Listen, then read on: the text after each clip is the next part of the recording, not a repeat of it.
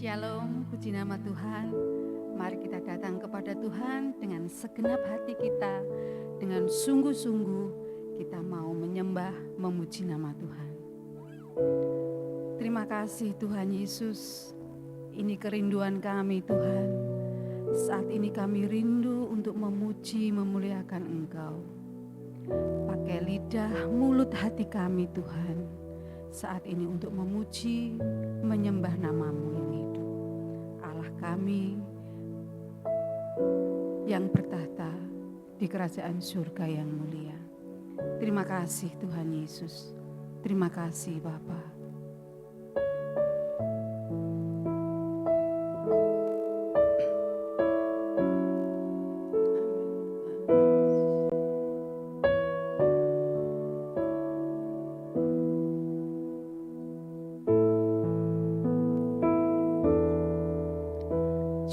Pengharapan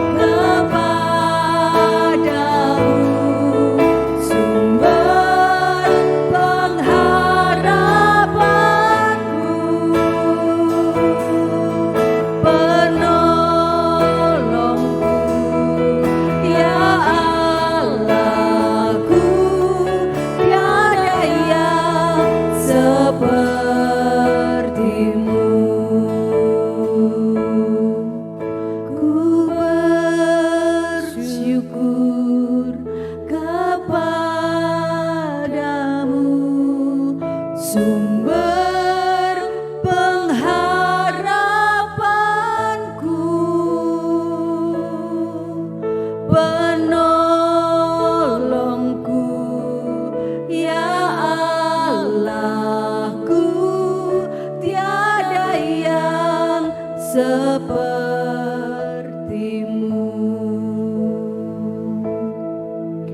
Ku bersyukur kepadamu,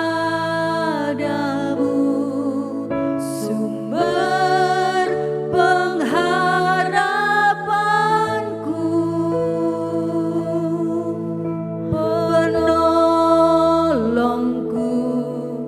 ya Allahku, tiada yang sepertimu,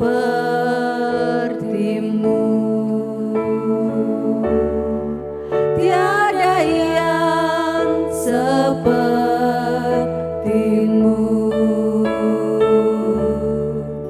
tiada yang sepertimu.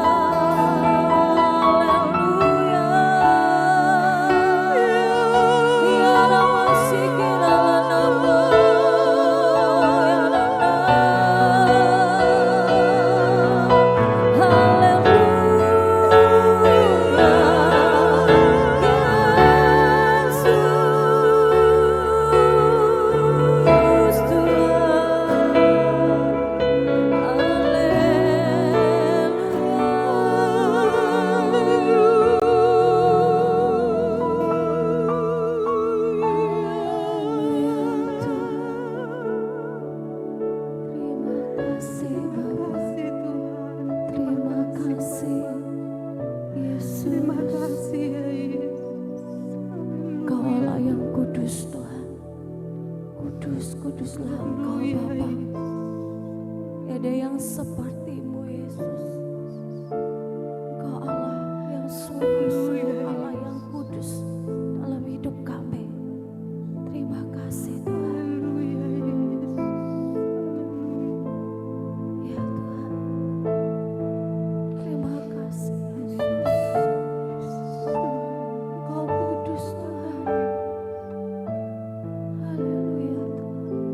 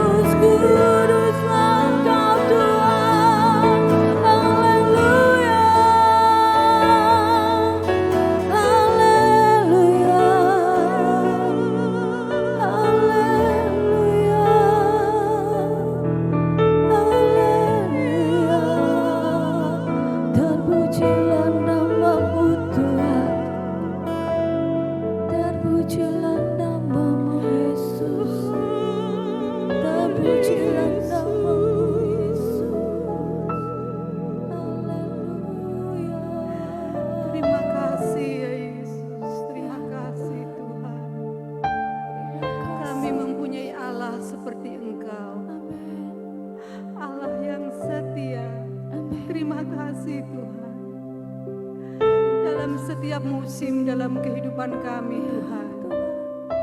Engkau tidak pernah meninggalkan kami. Engkau selalu menopang kami. Allah sumber kekuatan kami, perisai hidup kami. Saat ini Tuhan, kami rindu bermazmur, memuji, memuliakan nama-Mu ya Yesus, Allah sumber kekuatan kami. Terima kasih Tuhan, terima kasih ya Yesus.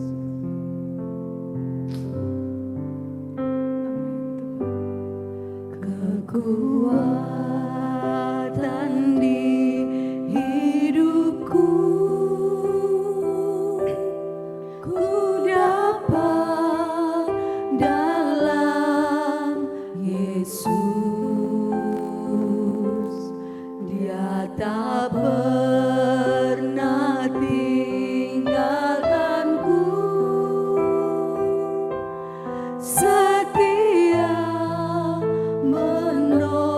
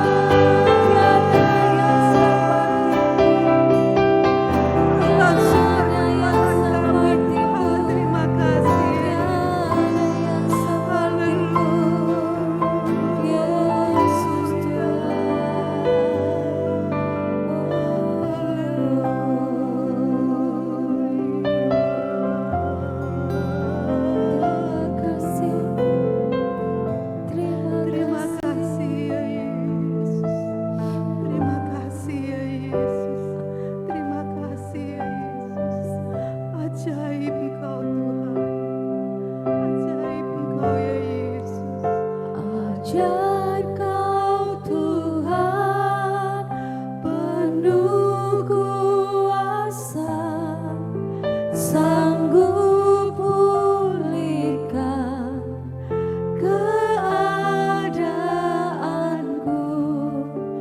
Dalam tangan-Mu seluruh hidupku tak akan goyah selamanya.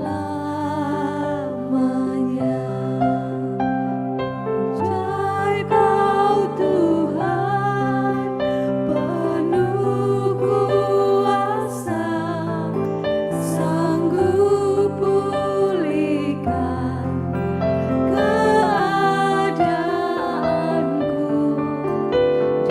Dalam tangan-Mu seluruh hidupku tak akan goyah selamanya. Tak akan goyah selamanya. Tak akan goyah selamanya.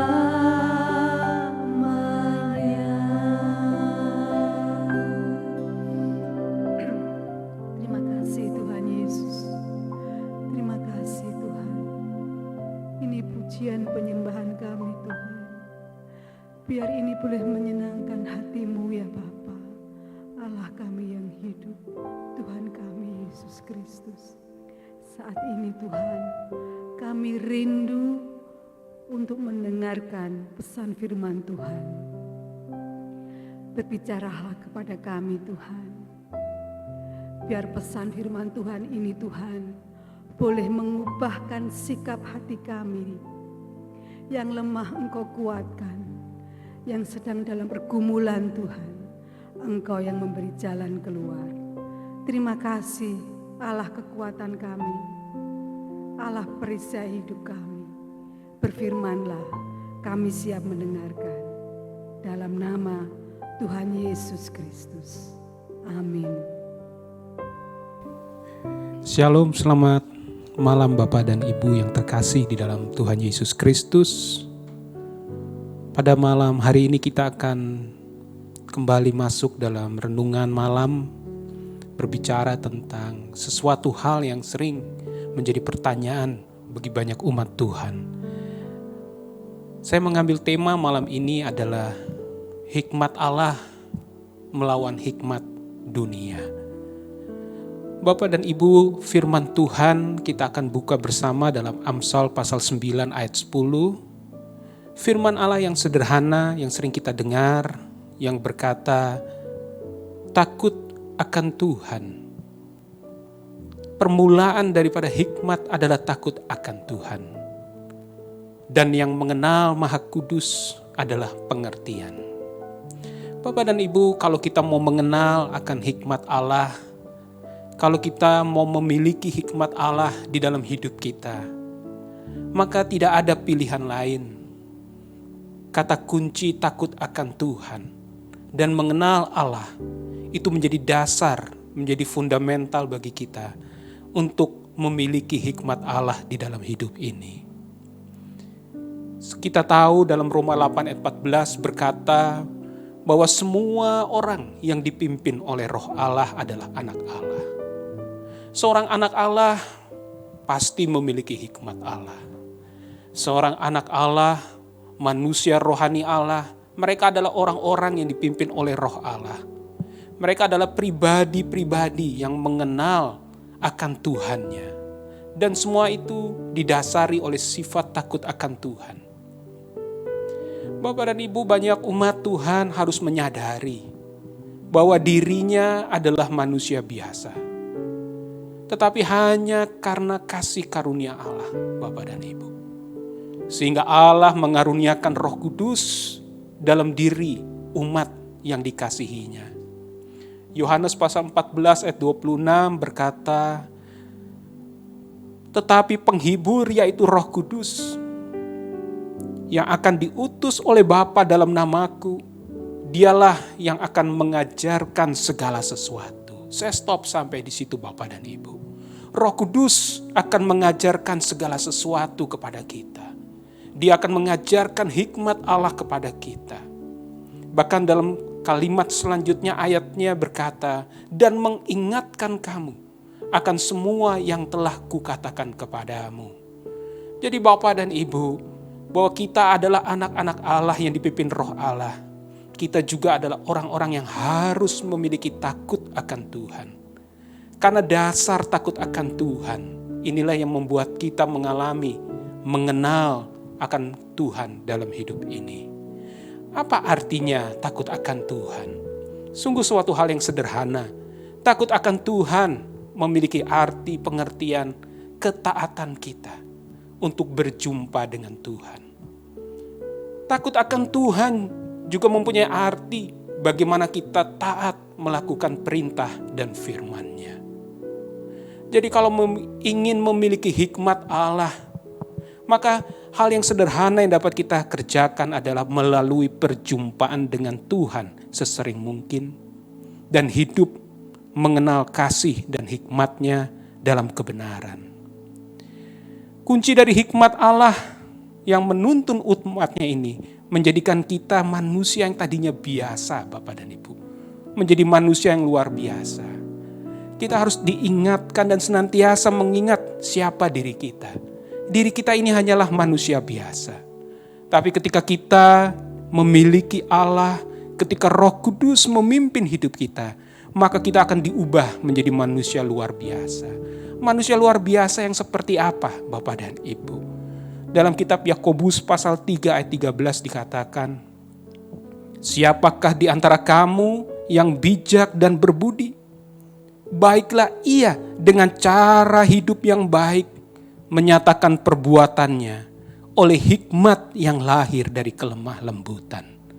Bapak dan Ibu, saudara kekasih dalam renungan malam ini, hikmat Allah akan menuntun kita umat-Nya menjadi manusia luar biasa. Manusia luar biasanya Allah. Manusia memiliki cara hidup yang baik. Manusia memiliki perbuatan yang baik sesuai kehendak Tuhan. Lalu yang menjadi pertanyaan, mengapa banyak umat tidak memiliki cara yang baik? Mengapa banyak umat Tuhan tidak mengenal dan memiliki hikmat Allah? Yang pertama Bapak dan Ibu, banyak umat Tuhan ingin bahkan mengenal Allah, ingin memiliki hikmat Allah, tetapi tidak mau sering berjumpa dengan Tuhan. Banyak umat Tuhan yang ingin mengenal Allah-Nya dengan luar biasa, tetapi mereka tidak taat melakukan perintah-perintah-Nya.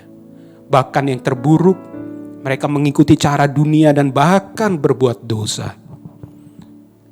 Hal inilah yang menyebabkan terkadang bahkan sering kita tidak mendengar lagi suara Tuhan. Bahkan kita tidak lagi mendengar roh Tuhan. Roh Kudus Tuhan suaranya begitu kecil dalam roh kita. Seakan-akan roh Tuhan undur diri dari kehidupan kita. Yang kedua, kenapa umat Tuhan tidak mengenal akan hikmat Allah? Karena manusia hari-hari ini sering mengandalkan mata dunianya. Mereka sering melihat dan mengandalkan apa yang dimiliki oleh dunia dan yang diberikan oleh dunia. Kekayaan, kepandaian, intelektualitas, kuasa bahkan jabatan. Itulah yang sering menuntun hidup manusia hari-hari ini di dunia. Bukan lagi mengandalkan perjumpaan dengan Tuhan, mengenal hikmat Tuhan, tapi mengandalkan apa yang mereka miliki di dunia ini. Malam ini saudara, mengenal hikmat Allah, mengingatkan kita bahwa kita adalah manusia biasa yang membutuhkan kasih Allah. Kita membutuhkan kasih Allah untuk menjadi orang pribadi yang rendah hati. Kita membutuhkan hikmat Allah untuk menjadi pribadi yang lemah lembut. Ada satu pertanyaan, apa yang menjadi ciri orang yang mengenal hikmat Allah? Apa ciri orang yang melakukan perbuatan baik dan cara yang baik? Dua hal yang Alkitab katakan secara sederhana. Adalah pertama, mereka memiliki sifat lemah lembut, Bapak dan Ibu. Kedua, memiliki sifat rendah hati. Karena dua sifat ini lahir karena tuntunan hikmat Allah. Menjadi pribadi yang rendah hati dan menjadi pribadi yang lemah lembut akan melahirkan perbuatan dan cara hidup yang baik, yang pada akhirnya akan memuliakan nama Allah. Kita banyak membaca kisah-kisah di Alkitab, Bapak dan Ibu. Satu tokoh di Alkitab, seorang yang sederhana, Bapak dan Ibu, yang hidup dalam tuntunan Allah dan mengerti siapa Allah dalam hidupnya. Kita berbicara tentang Daud, Bapak dan Ibu. Dalam kitab Mazmur 73 ayat 22 dan 24, Daud menunjukkan sikap kerendahan hatinya. Dia menyadari statusnya di hadapan Tuhan. Daud berkata dirinya adalah manusia biasa saja. Bahkan Alkitab berkata Daud menganggap dirinya seperti hewan, Bapak dan Ibu. Dia menganggap pribadinya di hadapan Tuhan adalah pribadi yang dungu. Pribadi yang tidak mengerti apa-apa, hanya seperti hewan. Tetapi Daud berkata dalam Mazmur 73 ayat 22-24, hanya nasihat Tuhan, hanya firman Tuhan yang menuntun kehidupannya. Dan pada akhirnya Tuhanlah yang mengangkatnya dalam kemuliaan. Saudara, kita tahu di mata manusia Daud ini manusia biasa. Diremehkan, saudara. Pekerjaannya hina. Kulitnya mungkin gelap dan gosong karena dia menjadi penjaga gembala domba.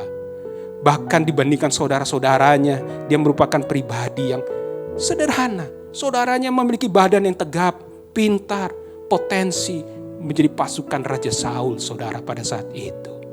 Tetapi kenapa pada akhirnya Tuhan memilih Daud?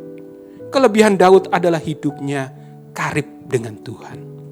Kelebihan Daud, dia sering berjumpa dengan Tuhan. Kelebihan Daud, hidupnya bergantung pada Tuhan. Senantiasa takut akan Tuhan hadir dalam kehidupan Daud. Dan pada akhirnya kita mengerti cerita tentang Daud sebagai raja di mana kuasa Tuhan yang ajaib bekerja dalam dirinya. Sehingga Daud menjadi raja yang begitu terkenal pada zaman itu sebagai Raja Israel. Pribadi yang rendah hati, saudara. Tetapi ada juga seorang tokoh di Alkitab, seorang yang mempunyai kepandaian, jabatan, intelektualitas yang tinggi. Tetapi menunjukkan sikap yang rendah hati. Kita berbicara tentang seorang yang bernama Nikodemus. Dalam Yohanes 3 ayat 1-3, Nikodemus berkata, datang kepada Yesus dan bercakap dengan Tuhan Yesus. Siapa Nikodemus ini, Bapak dan Ibu? Seorang yang tua, pengalaman hidupnya luar biasa, tahu akan Taurat Tuhan, anggota Sanhedrin, saudara. Tapi kelebihannya, dia mau mencari Tuhan. Sehingga ketika Nikodemus datang kepada Yesus dan berkata, Guru, aku tahu engkau adalah rabi dan guru yang diutus Allah. Karena perbuatan-perbuatan ajaib yang menyertai engkau. Lalu Tuhan Yesus menjawab dalam satu jawaban yang sangat kontradiktif. Tuhan Yesus berkata, semua orang tidak dapat melihat kerajaan Allah kalau tidak dilahirkan kembali. Bapak dan Ibu, Tuhan mengerti siapa kita. Tuhan mengetahui akan kelebihan dan keunggulan kita. Tapi mari kita berdoa. Melalui firman Tuhan ini kita diingatkan. Bukan intelektualitas kita yang membuat kita mengenal hikmat Allah. Tetapi perjumpaan dengan Tuhan. Kelahiran baru. Menyadari siapa kita, pribadi yang rendah hati. Kerinduan berjumpa melihat Yesus. Belajar dari Tuhan setiap saat. Dan meninggikan Tuhan. Nikodemus pribadi yang luar biasa. Perbuatannya baik. Pada akhirnya orang-orang seperti Daud dan Nikodemus. Orang yang mengenal hikmat Allah, mereka akan menghasilkan perbuatan yang baik. Kita tahu cerita Nikodemus, Bapak dan Ibu. Pada waktu Tuhan Yesus di hadapan para ahli Taurat, Nikodemus menjadi salah seorang yang membela Tuhan Yesus. Bapak dan Ibu dapat baca dalam Yohanes pasal 7 ayat 50-51. Lalu juga ketika Tuhan Yesus dikuburkan, Nikodemus adalah orang yang mula-mula datang ke dalam malam di mana Tuhan dikuburkan. Dia membawa campuran mur, minyak gaharu untuk membalur tubuh Yesus. Mari Bapak dan Ibu malam ini, firman Tuhan mengingatkan kita untuk kita tidak salah memilih dalam panggilan hidup kita. Mari miliki hikmat Allah Sehingga ketika kita hidup di dunia ini, kita tidak terjebak dalam kesukaran yang lebih condong memilih hikmat dunia. Ada 3 hal yang mau saya bagikan malam ini. Saudara, 3 hal ini bila menjadi kunci bagi kita mengenal hikmat Allah. Alami yang pertama, alami perjumpaan sesering mungkin dengan Tuhan. Melalui firman Tuhan, membaca firman Tuhan, merenungkan firman Tuhan setiap saat. Kitab Yosua berkata, renungkanlah firman itu siang dan malam, maka segala jalanmu akan menjadi lancar. Sering-sering mungkin berjumpa dengan Tuhan, sehingga engkau mengerti, Bapak, Ibu, dan saya mengerti akan pikiran Allah dan kehendak Allah dalam hidup kita. Yang kedua, kalau Bapak dan Ibu mau memiliki hikmat Allah, miliki hati yang rendah. Rendah hatilah di hadapan Tuhan. Miliki kerendahan hati, ingat kita ini manusia biasa. Karena tuntunan Tuhan, saudara dan saya memiliki kelebihan. Karena tuntunan Roh Kudus, sehingga kita diangkat menjadi luar biasa oleh Tuhan. Dan yang terakhir sebagai penutup, Bapak dan Ibu kita tetap harus berjaga dalam perlindungan Tuhan. Sehingga kita tidak terjebak oleh hikmat yang bukan asalnya dari Allah. Alkitab berkata ada 3 hikmat di luar Allah. Dalam kitab Yakobus pasal 3 ayat 15b, ada hikmat yang datangnya dari dunia. Ada hikmat yang datangnya dari nafsu manusia dan setan. Saya berdoa biarlah malam ini kita alami sering berjumpa dengan Tuhan. Miliki kerendahan hati dan hati yang lemah lembut. Minta Tuhan rohnya menuntun kita. Sehingga pada akhirnya kita terus dapat berjaga atas segala hikmat yang asalnya bukan daripada Tuhan. Kiranya firman Tuhan malam ini menjadi renungan buat kita semua. Haleluya, Tuhan Yesus memberkati. Amin. Hatiku tenang berada dekatmu, Kaulah jawaban hidupku. Hatiku tenang berada dekatmu, Kau yang pelihara hidupku. Pertolonganmu begitu ajaib, Kau telah memikat hatiku. Di saat aku tak sanggup lagi, di situ tanganmu bekerja. Pertolonganmu begitu ajaib, Kau telah memikat hatiku. Kini mataku tertuju padamu, ku rasakan kasih-Mu, Tuhan.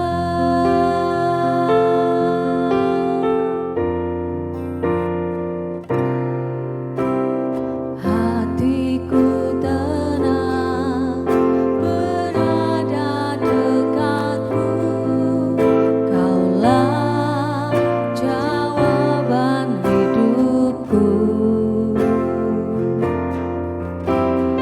Hatiku tenang berada dekatmu, Kau yang pelihara hidupku. Pertolonganmu begitu ajaib, Kau telah memikat hatiku.